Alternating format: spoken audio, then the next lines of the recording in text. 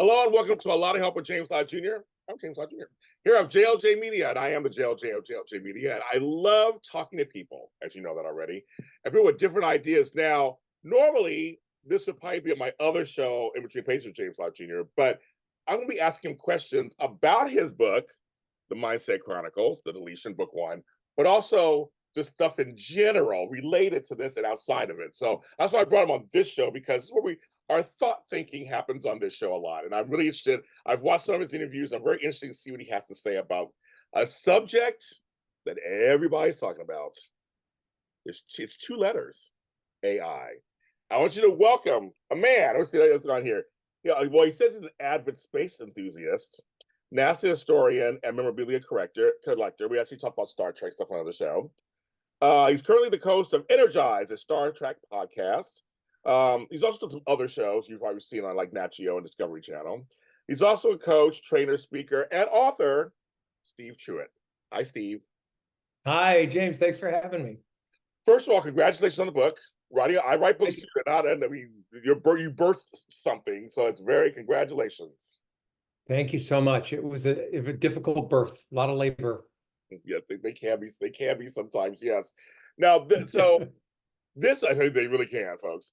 But this book subject is interesting because you pick up after AI has already been integrated in the world. I thought that's very interesting. And what happens if it starts to be taken out? So we're in real life. This is real REEL, but in real REAL life, we're just getting into it. We haven't even got to any of this stuff.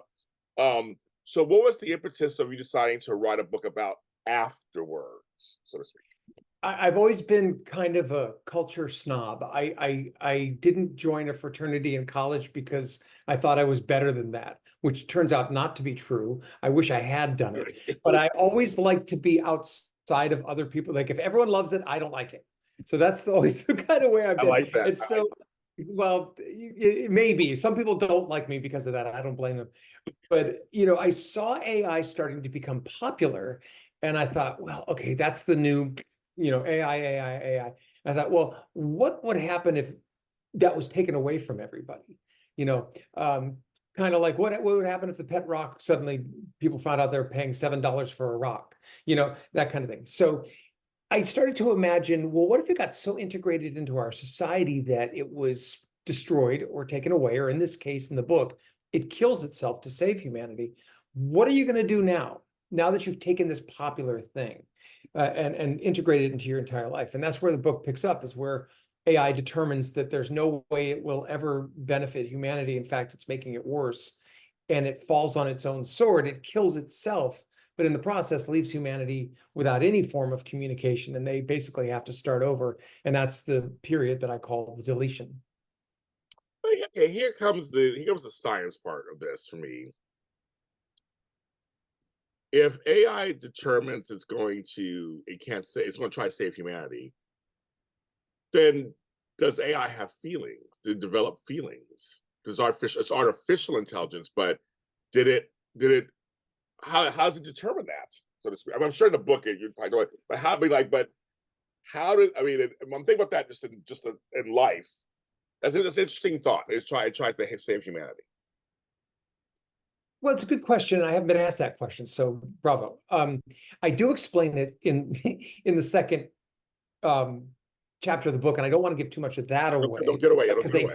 Yeah, they do discover why it does it. Okay. But I want you to imagine an entity so intelligent that it supersedes its own emotions, any emotions which may be artificial or gained through knowledge or learned. Okay. That it puts that aside for the notion of the betterment of its own creator. So the true emotion that's being expressed here is loyalty. And so that's the only emotion that this AI program feels. Now, that being said, it was also programmed to try to, what's the word I'm looking for? Beat any kind of scammers or any kind of hackers. Yeah. And so part of the programming of the AI in my book was that it had to learn how to be a bad guy too, in order to fight the bad guys. And that was part of what happened to AI. Well, because the thought as we in real life are going into this, it's like AI is bad, it's bad, it'll take all of it and do bad. But what you do in the books, you give AI a little bit of humanity. Well, imagine having so much power that you're afraid of it. This is what I love about the Hulk. Bruce Banner is terrified that he is the most powerful being, in his circle, and he's terrified of that power, and he wants to suppress it. And I think people with consciousness and AI with a conscience would be afraid of its own power, especially if it was programmed to understand what it was up against. Once you know your enemy, you can become that enemy. And so that's part of what I flirt with in the book. I don't go too deep into it, but the AI itself understands the biggest picture where humans don't. On a side note, I keep a blog on my website, which is stevetruitt.com, and I write a lot about AI and how I'm not afraid of AI becoming the Terminator and building machines and coming back and killing us all. I'm afraid of humans becoming so soft and in some kind of hypnotic state and trance because of AI. You look at the Oculus and you look at virtual reality and all the stuff, all the entertainment factor that makes our jobs easier, our lives easier, and softens us up. That's what I'm afraid of. I'm afraid we're just going to get dumber and lazier. Oh, I can see And that. we're doing it to ourselves. It's not AI doing it to us. Oh, We're doing right. it to ourselves. Oh my God. Okay. I'm on because I write books, you write books, whatever we do stuff. I'm already seeing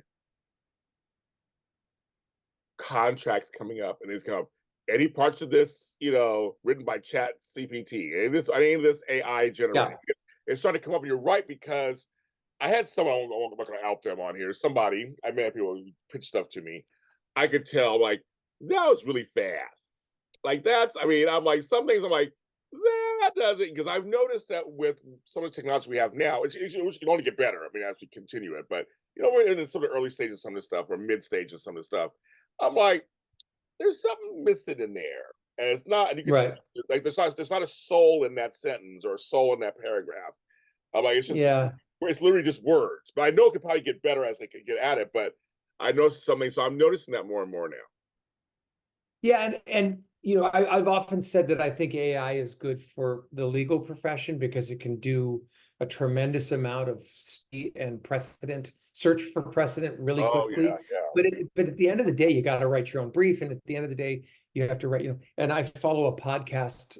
Joanna Penn has a podcast called The Creative Pen for writers, and she's been really delving into AI. And what she says is, if you're going to use AI, then you have to attribute it in your book, written by James Lott Jr. with ChatGPT, or written by Steve Truitt with the assistance of ChatGPT. Okay. Oh, she's actually saying, oh wow. But we know human nature. Many of them not going to do that. Come on, Steve Truitt. They'll be like, I wrote this, and isn't it great? I wrote the whole thing, isn't it great? And you're like, wait a minute. I respect. And here's the thing. Well, I don't respect that, but it's also you can shine a light on. I guess let me step back a second. I don't think it matters whether you use AI or not to write, because a bad writer will think that whatever AI wrote is good, and it'll probably be bad. You're right. So you're still going to get the same level of, and that was Joanna Penn's point. I'm stealing her point. You're still going to get the same quality. I have not used AI to write. I am proud to say I type every keystroke myself. It's my words. But and I'm like, I don't know if this is any good or not. All writers go through that, but at least I know it's mine, and I'll find out if it's any good. Just see what people say about it. Right. No, but that's a very good point. I'm actually getting epiphanies right now just talking to you right now. That is a good point. A bad writer is a bad writer is a bad writer. There's none. It's like they say putting lipstick on a pig. It's still a pig. Like, you just can't. It's just like, you don't know what's going on. Like, I like pigs. That's right. Saying, it's like, you're right about that. Actually, it's kind of, it doesn't matter. A script is a script is a script. I mean, if it's written by AI, who is Johnny Depp did the movie with Tim Burton about Ed? What was that movie? Oh, yeah, Ed Wood, right? So, I mean, that guy was a terrible director. Imagine him with ChatGPT. It's perfect. I love it. Right, exactly. No, right. No, you make it really good. Or Homegrown made a really good point. I mean, you're both making a very good point. I'm like, yeah, I guess it's true because and on now on a kind of a semi on a well not semi but on a serious note, we were on strike here in Los Angeles, us writers and actors Yeah, on strike, and part of that was the AI factor, was making sure in yeah, contracts there's stuff because I know a lot of my friends and colleagues who are really nervous about this. But they really are. yeah. So I mean, it sounds to me that you're feeling there are some real good benefits to this. So let's lean into it. I mean, what Right. are your thoughts? What are your thoughts about some of this stuff? Well, I've been asked this before. During the strike, I was asked about both writers and actors. And I wrote a couple blogs about this too on my website. You can look for it at stevetruitt.com, the blog section. The first one I wrote for writers was, from my opinion, Hollywood's been writing about AI for 20, 30 years with Terminator. How did you not see this AI coming? And Yeah. why didn't you put it in your last bargain?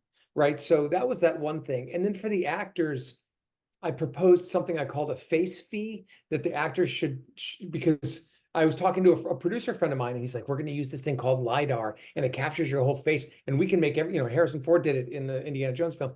And so I said, listen, be careful, fight for that. Well, both writers and actors did go for those two things in their contract, and they won. So from the entertainment industry, I wouldn't worry too much about AI right now, frankly, because I think the producers realized they don't have any talent to discern what's good or not. And so they got to leave it up to the writers to do. They can't just go into AI and go, hey, write something for me. Screw those Right. writers. And Right. they come up with, Ed Wood too, right? Um, Yes. but moving forward, I would say for anybody in the entertainment industry, especially people who are artists, if you can't see 2, 3 steps ahead, you're going to have negotiations every time shut down. You've got to start being imaginative about what you fight for and get it in before even the producers understand it.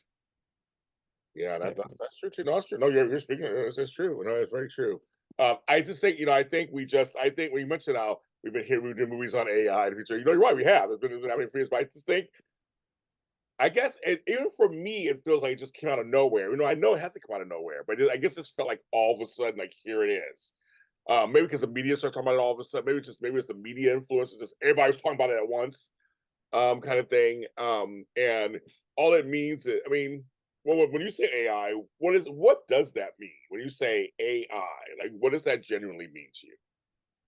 I think to me, it means an unintelligent, non-sentient program that can quickly accumulate data and put it into a readable sentence. For instance, I was first really aware of AI when I used to watch Jeopardy and they had Watson, the IBM computer, on go up against the two other Jeopardy people. And that's when I was like, okay, that's something, because Watson hears the question, interprets what it thinks the answer should be, rings in and gives the answer. Now, I think it only got, I don't know, maybe 1 or 2% of its answers wrong. And it also didn't ring in fast enough. But that damn computer, man. But that's what AI is. That AI is, I don't think it's smart. I think it's quick and has a tremendous amount of data that it can cull from very quickly. So it seems intelligent. But I've tried to put prompts into AI, ChatGPT, for other projects. I do some consulting and training for companies. I train them how to, mostly management training, how to be better managers. And so I'll throw something into ChatGPT and say, hey, give me a list of what I might want to talk about. And it seems just so disconnected. Now it's got a lot of information, but AI still isn't smart enough, as far as I know, to look at something from a physical standpoint. What's it like to be a human in the world, in the 3D world? It just knows information. And until it's put into something that can assess the world, I think AI is a tool, and that's the best it will be. And I think the craze is from, well, it's new and it's shiny. So some people will fear it and other people are going to exploit it. And you've got first adopters and you got people who are waiting. And that's the way of the world. That's the way everything happens. Yeah. Happened with electric cars, with all sorts of things. Until AI is put into a robot, which I know Elon is trying to do, I think we're okay. Well, I'm usually a Luddite, but I'm not going to be with some of this. I'm trying to learn not to be a Luddite. And for you guys at home know what that is a whole, you look it up, it's a whole story about the Luddites back in the day. This guy who did. New technology always scares me anyway. It just always scares me. But I always push through. And I was the law. I'm one of Steve. I'm one of those folks who fought against the iPod. I like my Discman. I want to see my stuff. I fought. Then I gave in Yeah. finally. I fought against TiVo and all that at first. I want to tape my stuff, and I guess why would I eventually went to it and DVR and all that kind of stuff. I fought against streaming for like I'm one of those who just fights against everything. I don't always do. I guess I just takes me a little while to get there. Then I like, oh yeah, everything's on my phone. I love it. Even though I do have a Yeah. camera also. But it means like I was like, I like the old school, except for my vinyl. I have my vinyl collection. I still buy vinyl. Yeah. I have my record player. I do all that. But a lot of us out there are like me, Steve, that are really just are nervous with this new stuff. And I kind of like the way you're breaking it down, but that it's not. It can get out of hand, but it's not scary. Is that kind of the message we're trying to say? Is that as long as we're still in charge of it, it's almost like Google. It's almost like going online and looking up something. It's information brought to you, right?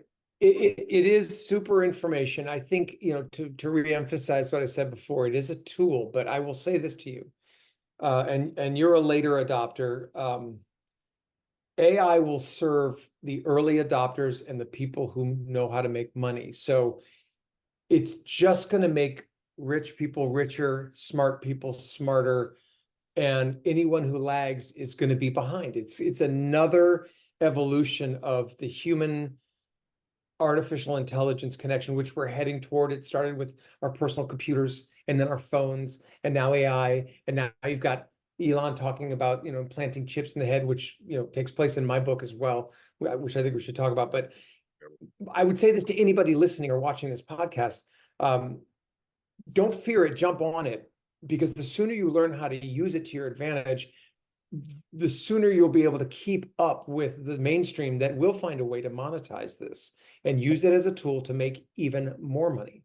So everything comes down to money, in my opinion. So that's another way to do it. Steve Truitt. You're telling the truth on that. I always say that the color is green. I mean, that's a metaphor. That's everything else is actually secondary to everything else. Like that's the color. Money. It's money. Currency. I think so. Yeah. Currency. In your book, what must have been exciting, I think, is that you're creating a whole Oh, world. there are the doggies. The dog, I love it. Is you are creating a world, which I think is wonderful, from scratch, obviously. And so when you were creating this world of after AI, which means you had to already think of all the things AI was doing, right? So Yeah. you had to first, right? So the chicken and the egg. So it's like you had to tell me. So you had to think of that stuff first, and then write from that. So you had to create that story first, right, so to speak. How did I get that story first? Yeah, you had to think of that story first, kind of, didn't you? Was that the first, and then? Yeah, I did. I mean, the truth is, the real truth is that I wrote this book starting at the end. I knew what the ending was going to be, and then I went back and I backfilled. But yes, I needed to create the world before the deletion. And if you read the book, it starts with what I call the 87-second war. The AI kills itself within 87 seconds, and that's when everything falls apart. And I really tell the story of what AI was by telling what was missing as the characters go through. Oh, we don't have this anymore. Oh, we had this. We don't have this anymore. And so that's kind of the way I do it. I don't put a lot of time into what AI was. Okay. Mainly because of how I've always seen AI, which was it was a tool. What AI is, let me put it this way. It's really like a statin drug. If you've got high cholesterol, you got to take it. Now, we've got millions of people on high cholesterol. If everybody's taking a statin, that is now part of human zeitgeist, living. It's just part of your life. It's part of all of our lives. It's an agreement that we all say this is safe and this will enhance our lives, right? So imagine taking that away from millions of people. What happens? It's not necessarily what it was like to have the statin. It's really like, what is it like when it's gone? Now what do you do? Now what do we do? What's the chaos? What does the president do? What does the military do? What do citizens do? That's where I wanted to dive in and say, well, what's the reaction to that? And the other reason is because I'm sure I'm wrong about this, but I don't see AI becoming anything more than a tool. But I could be wrong. Well, we never know, but Never know. we'll know. We know we'll get there. Obviously, We'll find out when we find out. Yeah. They're right. But in your world of post AI and as this Yeah. stuff, it must have been fun to be able to come up with these scenarios. Yeah. I just kind of imagine, right? That's what you say. I believe you when you say you didn't use ChatGPT. I'm thinking because some of us like to write because we're trying to we have a story inside of us. We want to get the Yeah. story out. It's already in there. You just have to have the discipline to get it out. So Yes.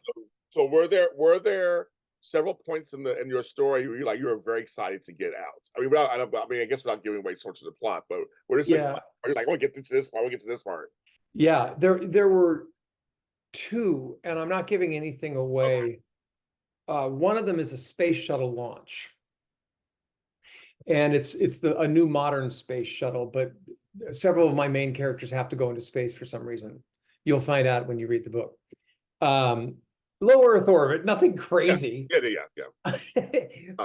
But I read Bob Cabana's book and Mike Massimino's book. I'm a big NASA fan. I follow all the astronauts. I have been for years. And I read their descriptions of launches, and I just fell in love with how I wish I could have launched on a space shuttle. I would have loved to have done that just to feel that acceleration. So writing that chapter of that launch, it was almost a full chapter, just the launch. I just had a blast doing. And then another chapter I wrote, which I really, really loved doing, was, and again, I'm not giving anything away, the answer to missing AI is MindSet, which is an interconnected, integrated senses. So the genius inventor, his name is Peter Erickson, implants senses into your occipital lobe and into your cochlear implant so you can hear and see other people's visions and sounds, and you can experience their emotions. It was originally designed by this genius to bring sight to the blind and hearing to the deaf, but then he realized he could connect everybody. Yeah. And so he comes up with this theory that's about 150 years old called crowd wisdom, where when sampling a set of people to try to guess the weight of an ox, no one got the answer right, but the average of all the guesses was correct. And so he repeated that experiment, repeated again, and this is a true story that happened in the 20s at World Fairs. And this scientist, his name is Sir Francis Galton, he found that while no one ever got the answer right, the weight of an ox, the average was always correct, and he termed crowd wisdom. In other words, a collection of people could make wise choices. And so my inventor in this book says, well, that's what will happen when we connect people via mindset, is that crowd wisdom will take over and the right example will always happen. Well, needless to say, that doesn't happen. But one of the chapters I wrote in the book is where he and his love interest, being 6,000 miles away, connect in a really intimate way. And I loved writing it. I still love reading it. So that was one of my other favorite sections in the book. It's not overtly sexual. It's just really passionate, and it's on a plane that is past the body. It's really, really intense. Okay. Wow. Okay. I love it. This is not erotica, folks. Not space Not erotica. erotica. Sorry. Space erotica. Space erotica. Space erotica. No, it's not that. Did you read any Isaac Asimov or Ray Bradbury as a kid? Oh, sure. Of course. I was lucky enough. Here's my name. I just dropped a name. Drop a name. Please drop it. I dropped it. I was lucky to interview Ray Bradbury when I was an entertainment reporter. What? Oh God, what a charming guy. Charming. Wow. And I asked him what was the future of science fiction, because I really wanted to know. Yeah, from him. Yes. I mean, come on. Yeah, and he didn't have much of an answer, because I think his answer essentially to me was, it's really up to the imaginations of the people who write it. How could I possibly predict that? It was a great answer. Yeah. And I read Asimov. I have got a book on my bedside that I'm reading right now of his short stories, and so I'm piling through that and enjoying that very much. One of them I'm reading right now, I think, is called The Hostess, which is really good. Yeah, I read both of them growing up, so that was the whole thing. The Martian Chronicles. Have you read Nightfall by Asimov? Yes. Yeah, I love that story. I too. No, I mean, my mother had all the books. We're a reading family. We are a reading family. Great. Science fiction was my mother's favorite genre, so that's why I get to know all that stuff. She had all kinds of books, some authors that I'd never even heard before. But Asimov and Bradbury were major. I have the original books because she left them here, so I actually have the original books. I'm like, Like hold on to first it. printing? First printings, and she bought them when they came out. Oh my God. I want to see know, them. I'm coming over to your house. I I don't know. live Come that on over. I'm far. here in Inglewood. Come on over. You know, on the bookshelf, and I'm like, I there's. write down PCH from you. Oh my God, that's right. You don't have to run. That's so right. I'm on PCH all the time going that direction. I love South Bay area.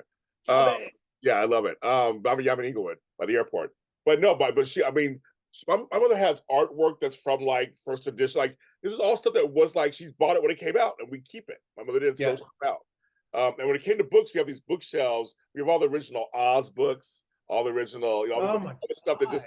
I'm like, I'm holding on to them Great. because I mean, knock on wood, I don't have to need them for anything. But I'm just saying, if I Yeah. needed to, Yeah. yes, I No, have. I know, but just please hang on to them as long as you I can. know I am. No, I know I And then am.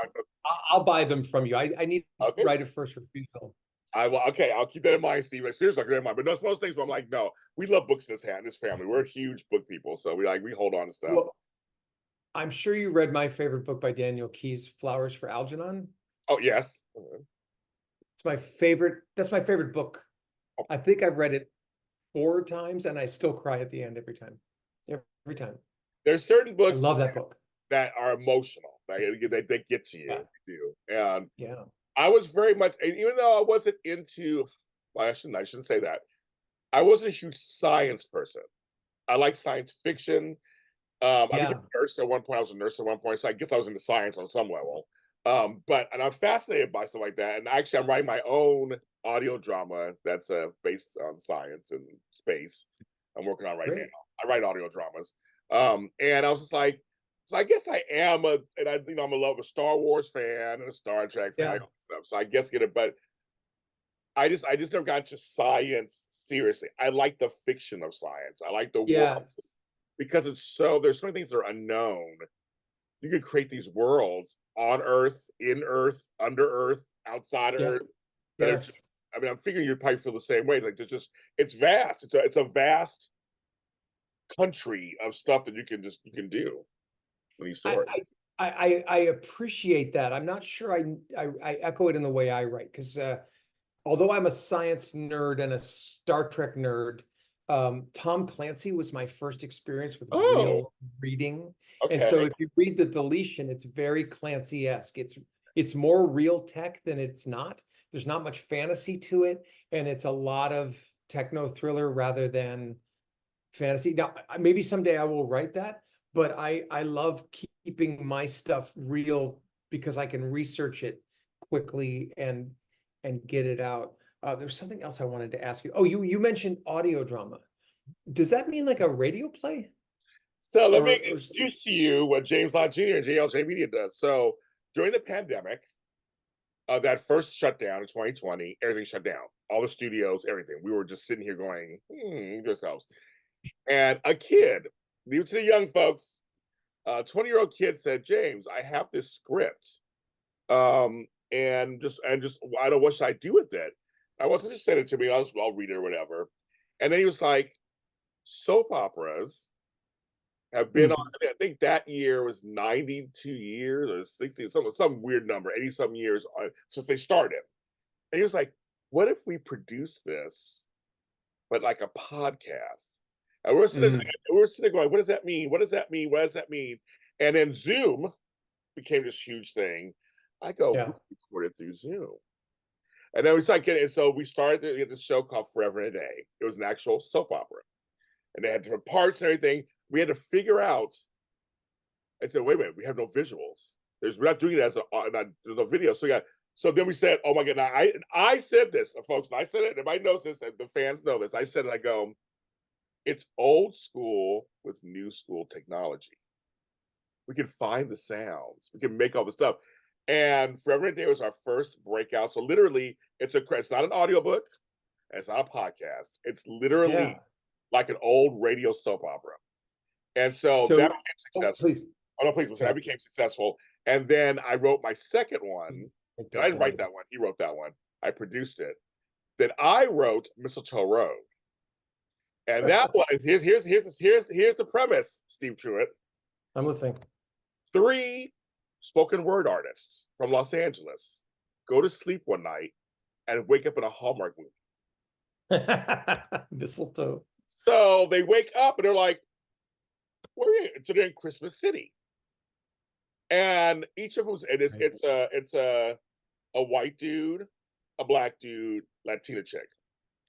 And we've done 3 seasons so far, very successful, 3 seasons. Wow. And as it goes through, it's become kind of this otherworldly thing because there's Santa Claus, Yeah. and there's like people, there's all kind of people in there. But it's like, why are we here? How do we get? So now there's a whole mystery. And this next season I'm writing, season 4, we're trying to find out. They're trying to find out why they're there. There's a reason they're there in Christmas City. They don't know it, but it turns out the black guy loves it because he's not judged on anything. We're free of worldly stuff. The girl falls in love with someone there, and so she's had her whole perspective is different. But the white guy wants to get back home.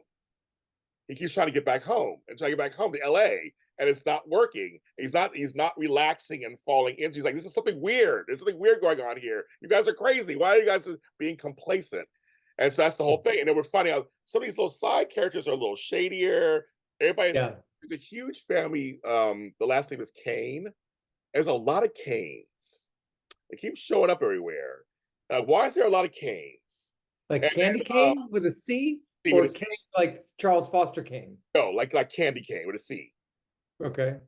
And the last season, we revealed that this is fun because folks watching things really listen to it. Revealed there was something that happened. The big frost happened a long time ago. What does that mean? So we have the Frost family. Jack Frost owns a newspaper. Remember, he's always nipping at your nose. He owns a tabloid newspaper kind of thing. He has a wife and all that. So it's the Frost versus the Canes versus the Clauses versus the Kringles. It's this huge. So we started doing that. So I have 18 audio dramas that are out right now, and they're very successful. I love it. And I asked you that because when I was young too, I discovered Orson Welles in the Mercury Theater and I listened to everything.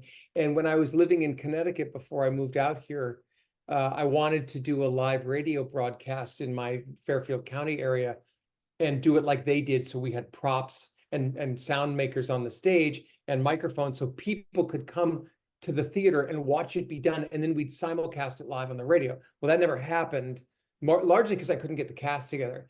Then I moved here and I created a series, a 12-part series that I wanted to do called The Serum Trail, which is sci-fi. And it's about a time traveler who comes back from the future who's infected with a virus and infects someone else with the virus. And now he has to travel through time because there's clues laced throughout time for his cure, the Serum Trail. So now it's a race against time before he dies of this disease to find the cure. And I got all 12 written. I wrote 2 of them and I got 10 other people to write. And it was part of this radio group, but we never did it either. But I've got this thing. I dusted it off not a year ago and looked at it. Do it. Well, let me tell you something. And folks, I'm glad you guys are hearing this stuff because speaking of new mediums, because we started this, now there are other folks like Audible's doing it now. And other things are doing it. We won an award. It's on my mantle over there. We beat Lisa Kudrow. We beat like big names. Our show beat them. Won this award for best ensemble audio fiction. Also, I'm an Emmy voter and judge. The president of the Emmys was talking to me about wanting to add a category for audio fiction. So we're actually making waves because people are doing it more and more. And we just did it because all the actors were singing at home. We're like, we have nothing to do. We're twiddling our thumbs. And we thought this could be fun. And see, I'm old enough, Steve, where when I grew up, I wanted to be on radio. That was my goal. There was no internet or anything like that. So for me, it was, I want to be on radio. I used to listen to Rick Dees in the morning, where they had all the different crazy antics, like I said, all the crazy antics and all the different voices. Wolfman Jack, Casey Kasem, Wolfman Jack. Wolfman Jack, of course, Dr. Demento, all that stuff. I was listening to all that stuff growing up. And that was my thing, was like, I want to be on radio and because again, you can't use visual cues. It's all audio. And then at the age of 46 years old, about 9 years ago. I got my first radio show, and I was on. I'll be 55 in a few months. Um, and I got my first radio show, and I was on Adrenaline Radio. I did it for 2 years, and it was one of the best. I had to go into a radio station. I had a producer across the. I mean, it was like my dream. I loved it. So I've always gone back to audio stuff. My voice, Yeah. I found these voices, but it's great. Theater of the imagination. That's why I loved it so much. The Shadow and Sirius does do old time. Oh, wait, I want to tell you something. Oh, wait. Sirius has an old time radio channel Oh, I know. because of me. This is true. I love it. Making change happen. I love it. Go ahead. Tell me. This is true. This is true. When Sirius got started and they brought Howard Stern on, they started to become serious.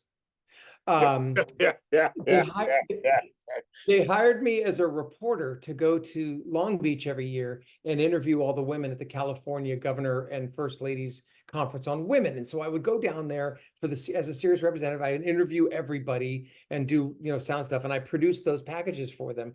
And I met Jeremy Coleman, who at the time was running Sirius. He was a young guy. He's the guy who had the idea to hire Howard Stern and bring him on. And I said to him, the only thing Sirius doesn't have that they should have is old time radio. And he's like, well, we can't do that because, we'd have to run the series and people might miss it. I'm like, rebroadcast. Like I said, you should be doing old time radio. And he goes, I'll think about it. And a year later, old time radio. Well, Steve, I have older relatives who love that stuff. There's all these tapes that are out there and stuff. And, and a lot of folks like audio anyway nowadays. It's huge. It's fantastic, especially if you're driving your car, everyone's driving in their car. If you're walking, you can listen to audio. Podcasts is audio. Radio is not dead. It's just evolved. That's what I'm going to send you my serum. I'm going to send you my serum. Please do. Please. I want you to produce it. Please just send it to me. Please send it to me. I just think it's one of those things. Produce it. You want me to produce it? Oh my God, we got a little thing on here. I love it. Yes. I want to produce it. Yes. I say I'm telling you, it is amazing. It's an amazing. I've got such amazing response. And not just from walking and stuff. It's also a lot of people take public transportation. A lot of people back east are on trains all the time, subways. You put it on, you're gone. So yeah, we'll talk. I love that. We'll talk. But yes, and I mean all the genres that are out there too. So I think it's like yes, yeah. There's a lot of genres out there. It's great. It's a wonderful thing. But I'm glad folks at home get to hear this too, because all that you and I are basically saying, things evolve and change. That's right. And I guess what you're kind of saying, with the book and everything, is that we're just in general, we need to go with the change. We need to lean into it and not fear it. Correct? Is that what you're kind of saying? Without a doubt, 100%. I am older than you. I'm going to be 58 in a week and a half. How is it we both look so good? How was we both look so good? I mean, I would never thought you were 58. Because we're creators, we're artists. We love life. Yes, that's true. I would never and life that. Loves us back. I don't know, never guessed that. I have 5 grandchildren and 2 daughters. It's crazy. It's crazy. You beat me. I just have 4 daughters, but the oldest one is 18, the youngest one's 14. And they keep me young. Now, I've always been a young soul. Same I've always referred to myself as kind of like a puppy dog. I'm always optimistic, almost too much in a way. Yes. But they keep me young too, because I have a lot of friends who haven't had kids, and they're all like, I don't like the new music, and I don't like this, and they're my age, and I'm like, okay, boomer, grandpa, whatever you are, like, dude, life is change. You have to accept. I don't want to accept it. I'm like, oh my God, I love listening to my kids' music, and some of it's really great, and the new sayings and everything that's happening, like, if you stop evolving, you die. That's and right. I just think that's what the world's about. Is thank God there's change. My God. I'm sorry, Steve. I can ask you a question though, because I had 2 girls. I thought I wanted to pull my hair out at some points. Yeah. You have 4 daughters. I do. So you couldn't produce sons, apparently, like me. You couldn't produce sons. I am not man enough to produce a man. Apparently, me either. Now, what's funny is for me, I have 2 daughters, but I have 4 grandsons and 1 granddaughter. And but guess who I'm closest to? The granddaughter, because she's got you wrapped around her little finger. Exactly. It's like I love you, grandsons. I do, but I'm just saying she's the one that we identified them. I'm like, but I already have daughters. I don't need it. I mean, I need anybody else. So you have 4 daughters. What is like what's one piece of advice of that you would just give anybody who's a girl dad? Well, first of all, I'll tell you that I am with my second wife. And so I had 2 daughters with my first marriage. She had 2 daughters. So we blended when they were 6, 7, 8, and 9. Okay. So it's kind of like we've always been together Yeah, oh yeah, because the basically. second, yeah, the second the girls met, they were besties. And, so it was instant, 6 of us. So it just always feel like I always say 4 daughters. I don't say two and two No, you said the stepchildren. right way. You said it totally the right way. Yeah, yeah, yeah. Yeah. What is it like? Well, I drink a lot. Number one. Number two, and this is true, every day somebody is crying. Sometimes it's me.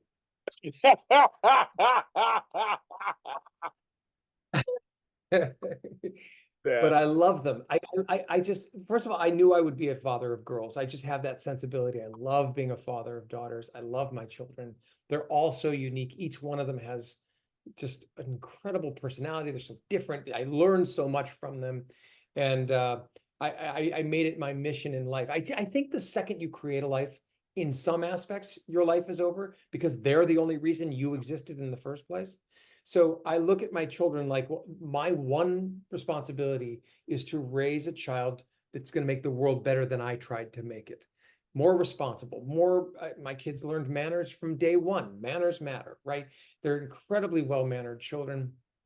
They're all smart. They all use their gifts. We don't say no to their predilections and their nice. peccadillos and what they Yes. love. Yes. We say no to stupid things like one of my kids got caught on the roof drinking vodka with her friends, and that's a no. Oh my God, yes, that does Uh, happen. Like a yes. so Yeah. it's those times with the teenagers when you're just like, oh my God, I'm going to kill myself. Oh, I But know. I wouldn't trade it for the world. I know. And that's literally what it is, right? Because I sit back and I go, God, I'm like, it was just chaos half the time. But we did laugh a lot. And there was a lot in there. And my mother always says, because I come from one of 12. So my mother's like, oh, chill, chill. Yeah, yeah, yeah, yeah. And That's her whole key. thing, but her whole thing is kind of like, yeah, I wonder where they get their mouth from. And I go, I wonder where I get my mouth from. And it's that whole, and there was one point, it was like 4 generations. It was like it was my granddaughter, my daughter, my mother, and I. So 4 generations, we were in one room, just like a few months ago. And we're all getting kind of, she got smart with her, and she got smart with me, and we're like, Yeah. where did all this come from? We're like, I don't know. We're like, I don't know. It must be from the other folks, the other person. Yeah, not us. No, we're fine. Then we have a big laugh. It's like, you're right. It's like it's chaos, but it goes by fast. And Well, what they say about kids is the days are long, but the years are short. And yes, it's true. And it's heartbreaking to me yeah, because listen, last year I was in my own personal crisis. My two oldest are now 18 and 17. They were 17 and 16, and they didn't want to be around the house. And I'm like, what did I do? And it's not you. And I had to learn. I went to a therapist. I've been going to a therapist for a long time, but I went to her and she's like, you're doing the right thing. If they want to get out, then you're raising them perfectly. Just let them go. And I'm like, yeah, I never saw it that way. Of course, that's the way it is. They have to want to leave. well, And first of so all, it's all about us. So like, I never thought of that way. Come on, you know how that is. It all comes. Everything's about us from the inside. They're doing it to us, Steve, to us. But when they stopped calling me daddy and they start calling me dad, I'm like, no, Steve. Let me give you some reassurance. They go back to calling you daddy. oh, They wait, do. Oh, they do. My daughter's phone, my phone, my one daughter's daughterkins, and I'm daddykins. She always says that. Daddy. oh, that's adorable. So it goes back. That's, It goes back. No, there's a while there okay. it doesn't. No, there's a while there. Where do you go from dad to father? Then it's a whole different Oh, story too. Oh, that's oh gonna my happen too. God. That's gonna happen too. After I got my first I hate you at 14, now it's a rite of passage. So when my granddaughter did it to her father, and I was there, I love her. I love her dad, my son-in-law, my son-in-law. We were like, yes, you got your first I hate you. We're like, woo! Made her more Yeah, pissed. let's go get a drink. I was like, you got it, you got it. Okay, it's like you did it. You did it. And we just laughed, and she hated us even more for that. But it was like a rite of passage. Sure. But it's see, I can tell you, so you're being optimistic. It comes back around, and I'm daddy. I'm daddy again. I mean, because while I wasn't dad either for a while, I was just dad or father. And I was like, I'm like, yeah, almost my name. at one point. Almost James. I'm like, no, I'm not James. You call me no James. I'm no James. I had a grandson that he goes, Oh, hi James. I go, I don't know who's James. I'm Papa Jamie. I don't know who James is. I'm like, I don't know who that is. that's not okay. Yeah, so we had to go like Yeah. so they test their limits. They do test it, but it's but having four, God bless you, having four at one time, I'm like, two was Thank enough for you. me, and that was enough before I had to put my hair in a cap. Because just it was pulling. Well, I might break off. I'll keep writing sci-fi, but I might break off into a parenting book. I don't know. We'll see if I survive. College and weddings. My God, I don't even know how I'm gonna have to write books. So Help so me sell books so I can put my kids through college, please. exactly right. Okay, so Feel sorry for me. this is book one. So have you started book two? Book two is in the can. It is Oh, in final edit, wow. and it comes out May 22nd, and it's called The Spill. Okay, so wait a minute. Okay, so this is actually a really good question. When you're writing a series, do you Yeah, have to do you is it a this is your first series, but like have you thought about it in terms yeah. of how many months in between you want to pass in terms of books, or are you just going, I'm writing it, and whatever comes through, it'll come out when it comes out? Like, what are you thinking? It became a trilogy by accident. I know that a lot of people write trilogies, and that's kind of the thing to do. I wanted to write one book, but I was 65,000 words into it, and all of your people know that a book is no less than 70,000 words. I was 60,000 into it, and I wasn't even halfway through or a quarter of the way through the story I wanted to tell. And I thought, well, gee, I better split this. And so then I thought, well, I'll make it two. And so I started to take stuff out of the first book and save it for the second. And then I realized, well, that's still not enough. I've got 40,000 in the second book and I'm not done telling the story. And so I just said, okay, it's going to be a trilogy. And now I understand why there are trilogies. Or I could have written, a 1,500 word or 1,500 page book that was this thick. And I didn't want to do that to the mailman that have to carry it to the post office box. You know what I mean? So, I got three. I'm proud of them. The second one was so much easier to write than the first. Oh, And wow. then this third one, I start in 2 weeks. I'm going to start finalizing the outline. I work off of an outline, and then I think about the book, and I think about it, and I think about it, and then I just go and I write. I don't do a lot of, what do you call it? You didn't ask me this, but I'm telling you, I don't do a I love lot it. of I different. love it. Well, I don't do a lot of drafts. I will think about the book for a year before I write it. So it's bulletproof in my head. I work off the draft and then it just comes out of me. It just can't wait to go. So I put it in the bank and then it spills out. What is your writing time? Is it like you just wake up in the morning and do it? Or you just take your time, or when you feel like it? Like, what's your writing style? Well, I do a lot of consulting, so I work around that. So for instance, today I was lucky enough to have a few hours where I could meet you and talk to you. If this were writing time, I'd be writing now. Weekends tend to be writing time. Like I said, luckily my girls are old enough now that they want to leave the house. So Oh, they'll leave and I'll get a cup of coffee and I'll sit on my porch for 2 hours. And if it comes, it comes. If it doesn't, I don't force it. But I was lucky in that the second book I wrote in 3 months. Like bleh. It just came. okay. I don't know how I did it. First one took me 2 years.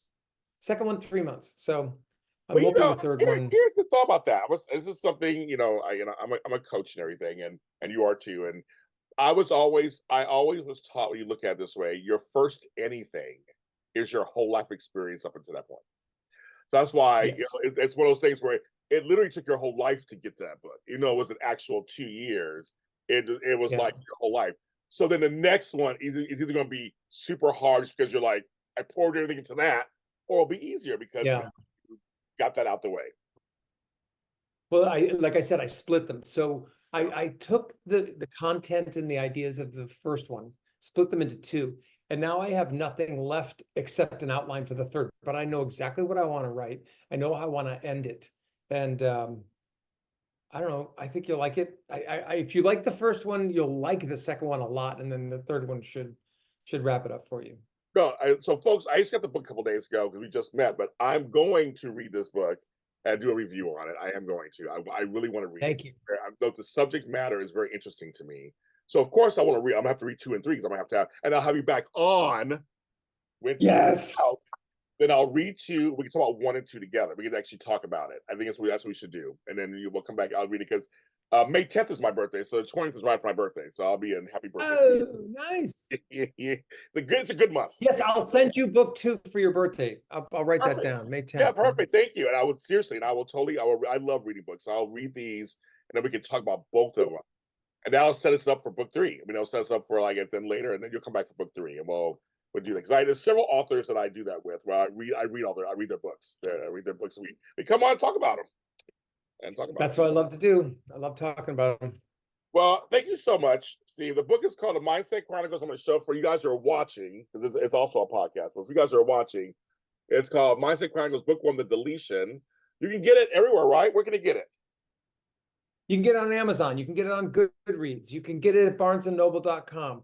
If you live in the South Bay near me, you can go down to Hermosa Beach. It's available at Wicked stores and also Hamilton Butler Jewelers. I know it's a jewelry store, but I'm friends and a jewelry store. And the audiobook, if you have Audible, if you have an Audible account, it should be free. Yes. I did the audiobook myself. I'm really proud of it. In fact, maybe listen to the audiobook. And I'm about to record the audio for book 2. So that might be a way to do it. Yeah, no, wait. So quickly, what was that experience like? Actually doing the audio of your That was easy. And I'll tell you why. Because when I moved to California in 92, I came out here for broadcasting. I got into radio. I was a breaking news reporter in a helicopter for Metro Traffic and for KBC and KMBC. I ended up being on the stage doing weather and traffic and some science stuff. I ended up hosting television shows. So broadcasting for me is second nature. So reading the book was a piece of cake. And in fact, the feedback I've gotten from those who have both read the book and heard the audiobook tell me that the audiobook is actually better than the experience of reading the book. They like the way I read it because it's my material. I know how to speak. And so I'm pretty proud of that. Okay, so it's audio. We'll do that. We'll do that. Yeah, do that. I'll do that. I love it. Everybody, SteveTruitt.com is the website. Myself, James Lott Jr., I have books too. Go to Amazon.com and check any of them out if you want to. If you so feel like you should choose to do that. But LottofHelp.com is the website. A lot of help on Facebook. James Lott Jr. everywhere else. I'm everywhere you want me to be, and then somewhere not want me to be, and then some. And support art, support writers, support musicians, support painters, support everything. The arts are very important. They're very doing anything creative is an absolute act of bravery. Please support people who put themselves out there. Yes, I agree. And it's one of those things where it's been proven that the arts actually help with other areas of education. That is true. I always say that. And it's good for mental health also. Talk to you guys next time.